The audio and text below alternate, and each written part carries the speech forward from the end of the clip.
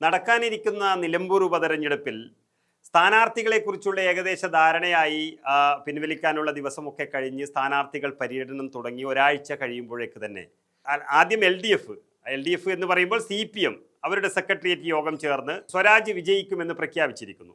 അതുപോലെ തന്നെ ഇപ്പോൾ UDFും ആര്യാടൻ ഷൗക്കത്ത് വിജയിക്കും, അത് നല്ല ഭൂരിപക്ഷമുണ്ട് എന്ന് അവരും പ്രഖ്യാപിച്ചിരിക്കുന്നു. അപ്പോൾ ഇത് ശരിക്കും പറഞ്ഞാൽ ആര്യാടൻ ഷൗക്കത്ത് വിജയിക്കുന്നതിൻ്റെ കാരണങ്ങൾ നമ്മൾ ഇതിനു മുമ്പ് ചർച്ച ചെയ്തു. ശക്തമായ ഭരണവിരുദ്ധ വികാരം, അതുപോലെ തന്നെ അദ്ദേഹത്തിൻ്റെ ആ നാട്ടിലുള്ള അദ്ദേഹം ആ നാടുമായി ബന്ധപ്പെട്ട് നടത്തിയ പല പ്രവർത്തനങ്ങൾ, കൂടാതെ അൻവറിൻ്റെ വോട്ടുകൾ CPMൽ നിന്ന് അകന്നു പോകാനുള്ള സാധ്യത, അതൊക്കെ UDFന് ഗുണം ചെയ്യുമെന്നുള്ളത് കൊണ്ട് ആര്യാടൻ വിജയിക്കുമെന്നുള്ളതും ഒരു 20,000-ന് മുകളിലേക്കൊക്കെ ഭൂരിപക്ഷം പോകുമെന്നുള്ളതൊക്കെ ആരൊക്കെയോ അങ്ങനെ പറഞ്ഞുകൊണ്ടേയിരിക്കുന്നുണ്ട്. പക്ഷേ പെട്ടെന്നൊരു ദിവസം സെക്രട്ടേറിയറ്റ് യോഗം ചേർന്ന്, അത് നിലമ്പൂരിൽ വെച്ച് തന്നെ ചേർന്നു. പിണറായി വിജയൻ അടക്കമുള്ള മുഖ്യമന്ത്രി അടക്കമുള്ളവർ അവിടെ എത്തി, പൊളിറ്റ് ബ്യൂറോ അംഗം വിജയരാഘവൻ അടക്കമുള്ളവരുണ്ടായിരുന്നു. അപ്പോൾ അദ്ദേഹം അവരൊക്കെ കൂടി തീരുമാനിച്ചിരിക്കുന്നത് സ്വരാജിൻ്റെ വിജയം ഉറപ്പിച്ചു എന്നുള്ള തരത്തിലാണ്. വലിയ ഭൂരിപക്ഷം ഇല്ലെങ്കിലും ചെറിയ വോട്ടിനെങ്കിലും ജയിക്കും എന്നുള്ളതാണ് ശരിക്കും സെക്രട്ടേറിയറ്റിന്റെ തീരുമാനം. അതെ, ഇത് ശരിക്കും ഇങ്ങനെ ഒരു വിജയം ഉണ്ടാകും എന്ന് പറയുന്നതിൻ്റെ അടിസ്ഥാനം എന്ത് എന്ന് മനസ്സിലാകുന്നില്ല. ഇപ്പോഴും വളരെ അന്ധമായി വിഗ്രഹാരാധകരെ പോലെ അന്ധമായിട്ട് വിശ്വസിക്കുന്ന അല്ലെ, അന്ധമായിട്ട് പാർട്ടിയെയല്ല വിശ്വസിക്കുന്നത്, പിണറായി വിജയനെ വിശ്വസിക്കുന്ന ഒരു പറ്റം അല്ല. ആരെ വിശ്വസിച്ചാലും ഇപ്പോൾ നമ്മൾ, എനിക്ക് തോന്നുന്നു ഇപ്പോൾ സെക്രട്ടേറിയറ്റ് ചേരുന്നു. ഇപ്പോൾ ഒരു തെരഞ്ഞെടുപ്പ് സംവിധാനം വന്നു കഴിഞ്ഞാൽ അവിടെ തീർച്ചയായും വരേണ്ടത് ഒരു മുന്നണി സംവിധാനമാണ്. അപ്പം മുന്നണിയുടെ യോഗം ചേർന്ന് LDF ഏകോപന സമിതി ചേർന്ന് സ്വരാജ് വിജയിക്കുമെന്നുള്ളൊരു പ്രഖ്യാപനം നടത്തുന്നതിന് പകരം സെക്രട്ടേറിയറ്റ് കൂടി സ്വരാജ് ജയിക്കുമെന്ന് പ്രഖ്യാപിക്കുമ്പോൾ തന്നെ അതിനുള്ള ഒരു അനൗചിത്യം എന്ന് പറയുന്നത്, ഒരു പക്ഷേ LDF മുഴുവൻ സ്വരാജ് ജയിക്കും എന്നൊരു അംഗീകരിക്കാൻ തയ്യാറാകില്ല എന്ന് CPMന് തന്നെ ഉറപ്പുണ്ട്. അങ്ങനെയാണ് ഒരു രഹസ്യയോഗം ചേരുന്നത് പോലെ CPMൻ്റെ സെക്രട്ടേറിയറ്റ് മാത്രം ചേർന്ന് ഒരു തീരുമാനമെടുത്തിരിക്കുന്നതായാലോ? അങ്ങനെയാകാം. കാരണം CPM അങ്ങനെ ഒരു അവർ പൊതു ചർച്ചയ്ക്ക് വെച്ചാൽ, LDFിലൊരു പൊതു ചർച്ചയ്ക്ക് വെച്ചാൽ ആരെങ്കിലും ഒരാൾ, അത് കോൺഗ്രസ്സുകാരനായാലും ഈവൻ രാമേന്ദ്രൻ കടന്നപ്പള്ളി ആണെങ്കിൽ പോലും, ശശീന്ദ്രൻ ഒഴിച്ച് ബാക്കി ഏത് ഘടകകക്ഷി എന്തും പറയാം, ഇത് പറയുമ്പോൾ ഒരു തർക്കം അവിടെ ഉണ്ടായാൽ സാധ്യതയുണ്ടോ, ഇന്ന കുറവുകളില്ലെന്ന് ചോദിച്ചാൽ ആ കുറവുകൾ എന്തൊക്കെയാണെന്ന് അതിനെല്ലാം പിണറായി ഈ കുറവുകളെല്ലാം വിശദീകരിക്കാൻ ബാധ്യസ്ഥനാവും. അപ്പോൾ അതിന് മുൻകൂട്ടി ആരും ആ ചർച്ചയിലേക്ക് കടന്നു വരാതിരിക്കാനുള്ള ഒരു വഴിയടക്കൽ കൂടിയാണ് ഞങ്ങൾ ജയിക്കും. ഒരു നഷ്ടമില്ലല്ലോ, വേറെ കാരണം ഇപ്പൊ തന്നെ തോറ്റാൽ എന്ത് പറയണം എന്നുള്ള കാരണം ഇവർ കണ്ടുപിടിച്ചിട്ടുണ്ട്. മിക്കവാറും ശശീന്ദ്രന്റെ പടലേക്ക് വരും അത് തോറ്റാൽ, അല്ലെ അൻവറിന് കാശ് കൊടുത്ത് മേടിച്ചാന്ന് പറയും. ഇങ്ങനെ പലതരത്തിലുള്ള വ്യാഖ്യാനങ്ങൾ റെഡിയായിട്ടിരിക്കുകയാണ്. അതുകൊണ്ടാണ് ഒരു തരത്തിലും ജനങ്ങളെ സ്വാധീനിക്കാൻ പറ്റില്ല എന്ന് തോന്നിക്കൊണ്ടാണ് ഗോവിന്ദന്റെ പ്രസ്താവന. ലക്ഷക്കണക്കിന് തൊഴിൽ നിങ്ങൾക്ക് തരികയാണ്. അതെ.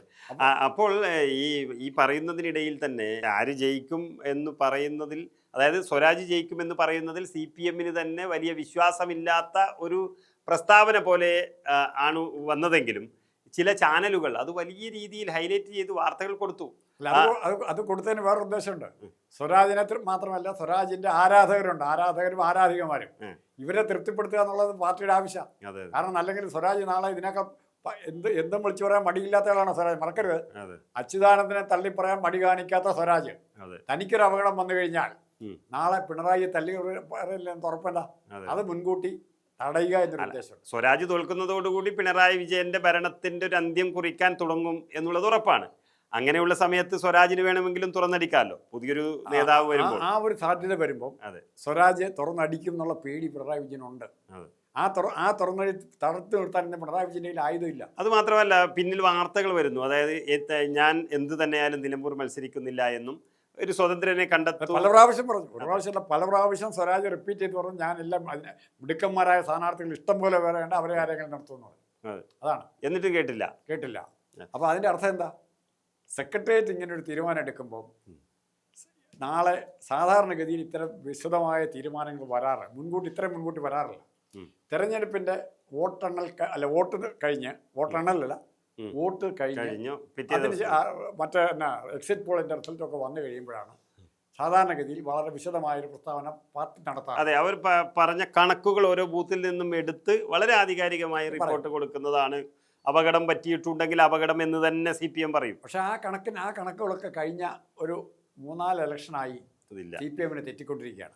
നാളെ എന്ത് നടക്കാൻ പോകുന്നു? ഇത്തവണത്തെ ഇലക്ഷൻ, ഈ 2021 അസംബ്ലി ഇലക്ഷനിൽ പോലും CPM നേതാക്കന്മാർ ഞെട്ടിപ്പോയെന്നാണ് പറയുന്നത്. ഇത്രയും ജയിച്ചെന്ന് കേട്ടപ്പം CPM നേതാക്കൾ ഞെട്ടിപ്പോയി. എവിടെ നിന്ന് ഈ വോട്ട് വന്നു? അതായത് തങ്ങൾക്ക് എത്ര വോട്ട് കിട്ടും, എത്ര വോട്ട് തങ്ങളുടെ കയ്യിൽ നിന്ന് പോകും എന്നുള്ളതിനെക്കുറിച്ച് ഒരു ധാരണയില്ലാത്ത തരത്തിൽ അവരുടെ സംഘടനാ സെറ്റപ്പ് മാറിയിരിക്കുന്നു എന്നുള്ളതാണ് സത്യം. അതുതന്നെയാണ് ഇപ്പോൾ ഞാൻ നിലമ്പൂരിലെ വഴിക്കടവ് പഞ്ചായത്തിൽ നിന്ന് തോന്നുന്നു, വഴിക്കടവ് പഞ്ചായത്തിലെ ചില കേന്ദ്രങ്ങളിൽ നിന്നുള്ള ആളുകളോട് സംസാരിച്ചപ്പോൾ നമുക്കറിയാൻ കഴിഞ്ഞത്, സത്യത്തിൽ അത് അദ്ദേഹത്തിൻ്റെ കൂടെ നിൽക്കുന്ന, അതായത് PV അൻവറിൻ്റെ ഏറ്റവും അടുത്ത അതിൻ്റെ ചെയർമാനോ കൺവീനറോ എന്തോ ആയി നിൽക്കുന്ന സുഗു, മുൻ വഴിക്കടവ് പഞ്ചായത്ത് പ്രസിഡന്റാണ് അദ്ദേഹമാണ് ഇപ്പോൾ അൻവറിനെ ഒരു തരത്തിൽ നയിക്കുന്നത് മണ്ഡലത്തിനകത്ത്. അങ്ങനെയുള്ള ഒരാൾ, അദ്ദേഹവുമായി ബന്ധപ്പെട്ട വൃത്തങ്ങൾ തന്നെ പറഞ്ഞിരിക്കുന്നത് PV അൻവർ പിടിക്കാൻ പോകുന്നത് LDFിൻ്റെ വോട്ടുകളാണ്.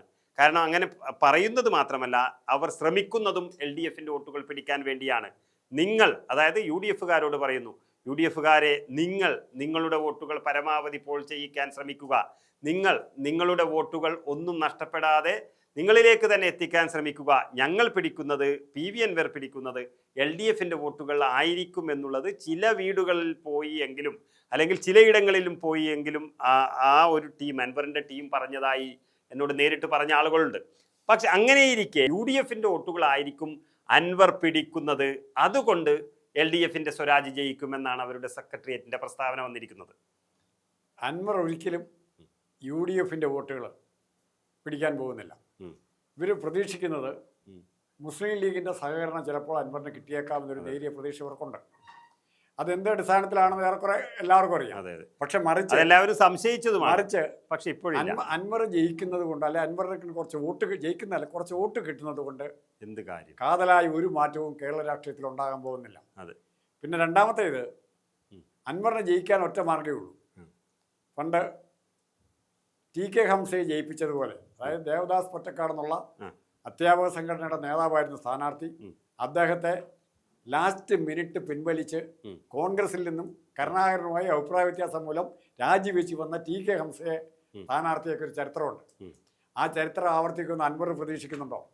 അൻവർ വോട്ട് കുഴിച്ചെടുക്കുമെന്നാണ് പറഞ്ഞത്. വോട്ട് കുഴിച്ചെടുക്കുന്നുണ്ടാവും, വോട്ട് കുഴിച്ചെടുക്കുമെന്നാണ് അൻവർ പറഞ്ഞത്.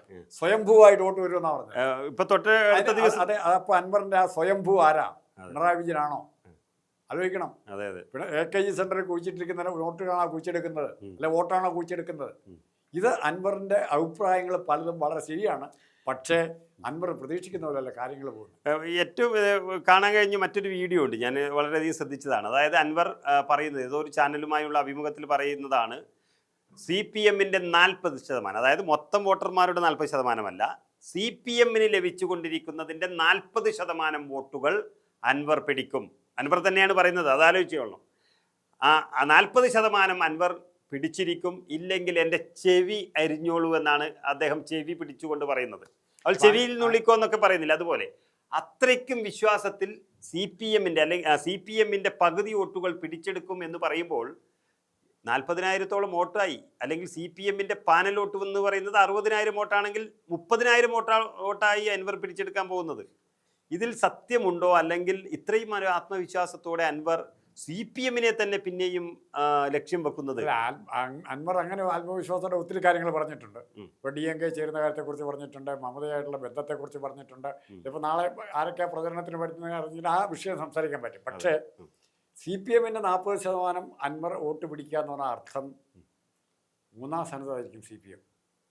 അങ്ങനെ വന്നാൽ 3ാം സ്ഥാനത്തേക്ക് CPM പോകും. അങ്ങനെ കാരണം അൻവറിനെ കിട്ടുന്ന CPMനെ പിടിക്കുമെന്ന് പറഞ്ഞതിൻ്റെ കാര്യം, പിണറായി വിജയനോട് അതൃപ്തിയുള്ള നല്ല വിഭാഗം ആൾക്കാർ CPM വോട്ടേഴ്സ് ഉണ്ട്. അവർ കമ്മ്യൂണിസ്റ്റ് പാർട്ടിയെ കാലുവാരാനുള്ള മടി കൊണ്ടെങ്കിലും വന്ന് ചെയ്തെങ്കിൽ മാത്രമേ ഉള്ളൂ.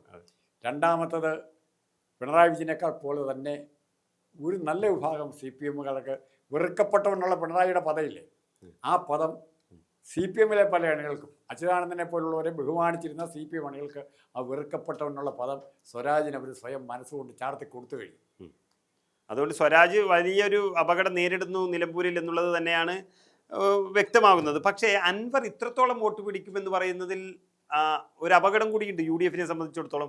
അതായത് CPM-ന്റെ പകുതി വോട്ടുകൾ അൻവർ പിടിക്കുമെന്ന് പറഞ്ഞാൽ അൻവറിന് വിജയസാധ്യത ഉണ്ടെന്ന് തോന്നിയാൽ UDF-ൽ നിന്നും ചില വോട്ടുകൾ പോകില്ലേ അൻവറിന്? ഇല്ല, ചാൻസ് ഇല്ല. കാരണം അൻവർ എന്തെല്ലാം പറഞ്ഞാലും അൻവറിനെ UDF ഇനി വിശ്വസിക്കില്ല. ഒന്നാമത്തെ കാര്യം, അൻവർ എന്തെല്ലാം പറഞ്ഞാലും. കാരണം അത്രയും മാത്രം മലക്കം മറിച്ചുള്ള പിണറായി വിജയനെ തോൽപ്പിക്കാനായിട്ട് എതിർക്കാനായിട്ട് വന്ന ഇത് അവസാനം UDF-നോട് വിലപേശുന്ന അൻവറായിട്ട് മാറി. അപ്പോൾ അദ്ദേഹത്തിൻ്റെ ഉദ്ദേശശക്തി വേറെയാണ്.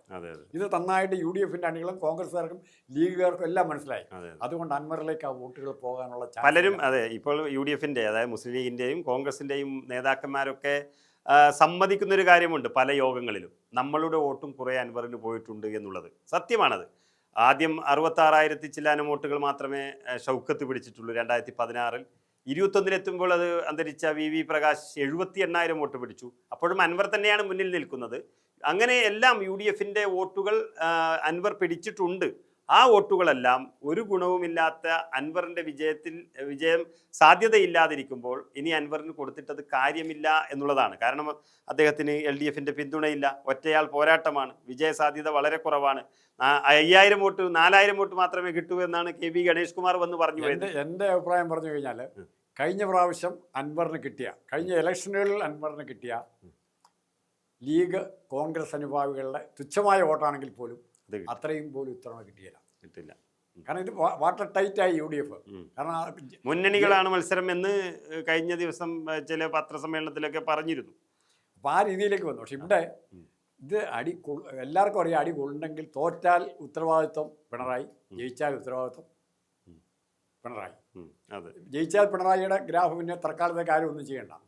സതീശനും രമേശനും വേണുഗോപാലും ഇതെല്ലാം മുഖ്യമന്ത്രിയാകാനുള്ള എല്ലാ പരിപാടിയും പ്രൈവറ്റ് സ്കൂൾ ഹെഡ് മാസ്റ്ററോ NSS കരയോഗം പ്രസിഡന്റോ ഒക്കെ ആകാനായിട്ട് ശ്രമിക്കാതിരിക്കുന്നത്. അതെ. അങ്ങനെയുള്ളൊരവസ്ഥയിൽ UDF-ന്റെ വിജയം ഇവിടെ സുനിശ്ചിതമായി വെക്കുമ്പോൾ തന്നെ ചിലരുടെ മനസ്സിൽ LDF-കാർക്ക് തന്നെ അതുണ്ടെങ്കിലും പെട്ടെന്നൊരു സെക്രട്ടേറിയറ്റ് യോഗം വിളിച്ച് സ്വരാജിന് വിജയസാധ്യതയുണ്ട്, ഞങ്ങൾ അതിൻ്റെ ഭൂരിപക്ഷം പറയുന്നില്ല, ചെറിയ വോട്ടിന് ജയിക്കും എന്നുള്ളൊരു പ്രസ്താവന ഇറക്കാൻ LDF-നെ പ്രേരിപ്പിച്ചതൊരു പക്ഷേ അവരുടെ ഈ ഭയം തന്നെയായിരിക്കാം. വലിയൊരു അപകടം മുന്നിൽ കാണുന്നു. അതിൽ വേറൊരു കാര്യമുണ്ട്. ഞാൻ പറഞ്ഞില്ലേ, ഹംസയെ സ്ഥാനാർത്ഥിയാക്കി കൊണ്ടുവന്നതുപോലെ അൻവറിനെ സ്ഥാനാർത്ഥിയാക്കാൻ പിണറായി വിജയനെ അനുകൂലിക്കുന്ന ആരെങ്കിലുമൊക്കെ ഗൂഢാലോചന നടത്തുന്നുണ്ടെങ്കിൽ, ഇത് കുഞ്ഞാലിക്കുട്ടി കൊണ്ട് ചിലപ്പോൾ അതിനകത്തുണ്ടെന്നാണ് പറയുന്നത്, ഗൂഢാലോചന നടത്തുന്നുണ്ടെങ്കിൽ സ്വരാജ് ജയിക്കുമെന്ന് ഉറപ്പിച്ച് പറയുക വഴി അത്തരം ഒരു ചർച്ചയെ തന്നെ നോളയിലെ മുള്ളുകല്ലേ ചെയ്യുന്നത്. അതെ, ഞാൻ കണക്കൂട്ടുന്നത്. ഏതായാലും സ്വരാജിന് വിജയസാധ്യത ഇല്ല എന്നുള്ളത് വ്യക്തമായ കാരണസഹിതം വ്യക്തമാകുമ്പോൾ തന്നെ നമുക്ക് അവരുടെ അടിയന്തര സെക്രട്ടേറിയറ്റ് യോഗം ചേർന്ന് സ്വരാജിൻ്റെ വിജയം പ്രഖ്യാപിക്കുമ്പോൾ ഒന്നുറപ്പാണ്, CPM-ഉം LDF-ഉം നിലമ്പൂരിൽ വിയർക്കുന്നുണ്ട് എന്നുള്ളത്.